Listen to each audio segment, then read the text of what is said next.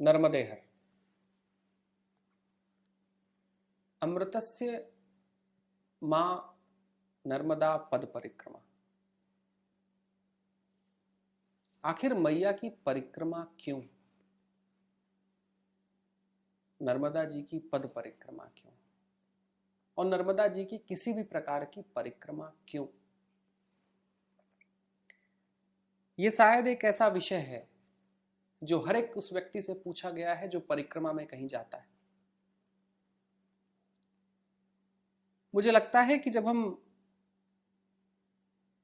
मैया के बारे में लिखा हुआ जो हमारा पौराणिक इतिहास है, हम जब उस इतिहास का अध्ययन करते हैं तो ये प्रश्न उस अध्ययन में भी दिखाई देता है।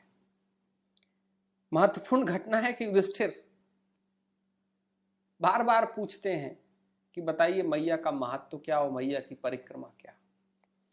जो युधिष्ठिर पूछते हैं वहीं से स्कंद पुराण का रेवाखंड निकल के आता है। असल में नर्मदा पुराण उस प्रश्न की और उस प्रश्न से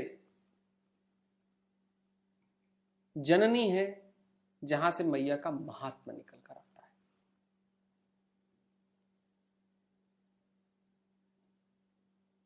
भारत की समस्त पवित्र नदियों में कहा जाता है कि गंगा जी का स्नान और नर्मदा जी का दर्शन ये एक ही मूल्य के हैं।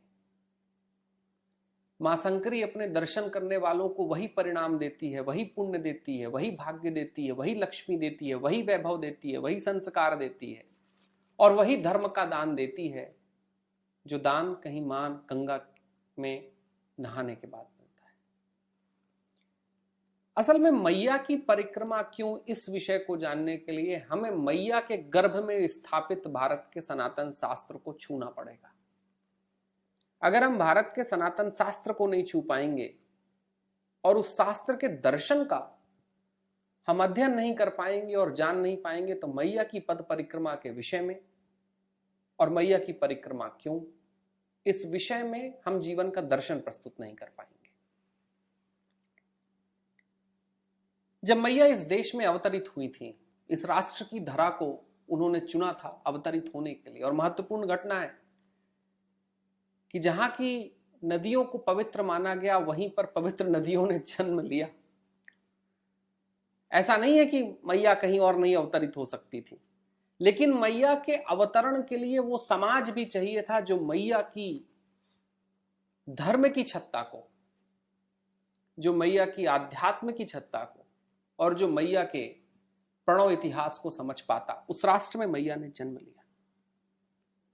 मैया के जन्म लेने के बाद शायद भारतीय इतिहास का कोई भी ऐसा पुरुष नहीं है, पौराणिक इतिहास का कोई ऐसा पुरुष नहीं है जिस पुरुष ने आकर मैया के दोनों किनारों में से किसी किनारों में बैठकर परमात्मा की भक्ति का आशीष न लिया हो। चाहे वो रावण हो, चाहे वो राम हो, चाहे वो कृष्ण हो, चाहे वो युधिष्ठिर हो, चाहे वो मेघनाथ हो, चाहे वो नलोनील हो, चाहे वो कुबेर हो, चाहे वो गंधर्व हो, चाहे वो ऋषि और शास्त्रों के ज्ञाता हो, चाहे वो मुनि हो, चाहे वो साधक हो, चाहे एक सामान्य जन हो, वो चाहे यज्ञ हो, वो चाहे हवन हो, वो चाहे पूजा हो, चाहे वो प्रार्थना हो, कहीं वो तपस्या हो, शायद ही भारत के पौराणिक इतिहास का कोई ऐसा व्यक्ति रहा हो जिसने मैया के चरणों में आकर प्रार्थनाएं प्रस्तुत नहीं की। असल में मैया का अवतरण होना भारत के पौराणिक इतिहास की एक महत्वपूर्ण घटना है, क्योंकि मैया के अवतरित होने के कारण ही भारत का सारा पौराणिक इतिहास का जगत कहीं मैया के किनारों पर बैठकर मैया की स्तुति कर कर उन किनारों को पवित्र करता चला गया, पुण्य बनाता चला गया, जहां पर धर्म क्षेत्र स्थापित होते रहे। मैया के दोनों किनारों में सहस्त्रों हजारों तीर्थ मौजूद हैं, जहां ब्रह्म तीर्थ भी हैं, वैष्णव तीर्थ भी हैं, शिव तीर्थ भी हैं, ऋषि तीर्थ भी हैं, मुनि तीर्थ भी हैं। और केवल भारत के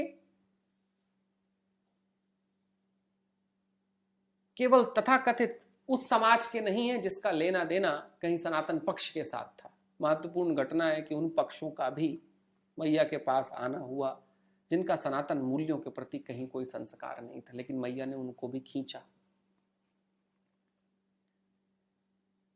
एक बड़ी घटना है और उस घटना से ही हम मैया की नर्मदा परिक्रमा के विषय को समझ पाएंगे कि पद परिक्रमा क्यों। एक बार भगवान राम जब कहीं लंका के युद्ध के बाद, जिन्हें ब्रह्म हत्या का पाप लगता है, जब वो ब्रह्म हत्या के पाप से छूटने के लिए कहीं पर जाते हैं तो वो मैया के किनारों पर ही आते हैं। जब नल और नील ब्रह्म हत्या के पाप से छूटना चाहते हैं तो मैया के किनारों पर आते हैं। मारा तो रावणों को था, मारा तो रावणों के वंशजों को था, लेकिन उनके वध के बावजूद भी जो पौराणिक इतिहास का पाप लगा, उस पौराणिक इतिहास के पाप को धोने के लिए कहीं उनको मैया के चरणों में आना पड़ा। हनुमान को वहीं आना पड़ा, श्री बजरंग को वहीं आना पड़ा, अप्सराओं से लेकर गंधर्वों को, चित्रसेन को मैया के चरणों में आना पड़ा। शंकराचार्य को मैया की धरती पर अपने आप को, अपने ज्ञान को पोषित करना पड़ा। अगर शंकराचार्य जी को मैया के जल का पोषण और मैया के आशीष का प्रकट उदाहरण न मिला होता तो भारत के सारे अष्टक कहीं गौण हो जाते, कहीं भारत की सारी पूजा पद्धतियां कहीं गौण हो जाती। असल में घटना यह है कि मैया के दोनों किनारे उस पवित्रता और पुण्यता के साथ हैं जहां पर दिव्यता अपना जन्म लेती है, और जहां दिव्यता अपना जन्म लेती है उसकी परिक्रमा भारत करता रहा है। कुछ मंदिरों की परिक्रमा करते हैं, कुछ परिधियों की परिक्रमा करते हैं, लेकिन मैया की तो पूरी परिधि ही, पूरा क्षेत्र ही दैवीय है। तो उस दैवीय क्षेत्र की परिक्रमा क्यों न की जाए। जो दैवीय होता है परिक्रमा उसकी होती ही है। और महत्वपूर्ण घटना है कि भारत में परिक्रमा का इतिहास तब से है जब से मैया है, और मैया चारों युगों में मौजूद रही है। और ये केवल एक पंथ की बात नहीं है, शायद मैया की परिक्रमा भारत करता रहा है इसलिए अनेक पंथों में परिक्रमा की परिभाषा उत्पन्न हुई। सारे पंथों ने परिक्रमा के उदय को माना। मैया की परिक्रमा इसलिए है कि मैया दैवीय है, मैया का क्षेत्र दैवीय है। उस हर एक क्षेत्र में कहीं ना कहीं किसी न किसी देव पुरुष ने यज्ञ किए हैं, हवन किए हैं, तपस्या की है, साधना की है। कहीं शंकराचार्य जी कहते हैं कि मैया जब नर्मदा अष्टक वो उन्होंने लिखा तो उन्होंने कहा कि तू केवल दैवीय पुरुषों को ही नहीं मुक्त करती, तू तो मीन, मछली, बतख, चकवा, सारे पक्षियों को भी मुक्त कर देती। महत्वपूर्ण घटना है कि केवल मनुष्यों के लिए परिक्रमा नहीं है, ये जगत के सारे उस जीवन के लिए परिक्रमा है जहां जीवन है, और जिनके पास जीवन नहीं है उनको जीवन मिले, उस आस्था की भी परिक्रमा है। मैया की परिक्रमा इसलिए है क्योंकि हम देवगणों के साथ वापस दैवीय जीवन को स्वीकार कर सकें, उस दैवीय जीवन को हम निहार सकें और उनकी दैवीयता लेकर हम कहीं समाज में दिव्यता को प्रकट कर सकें।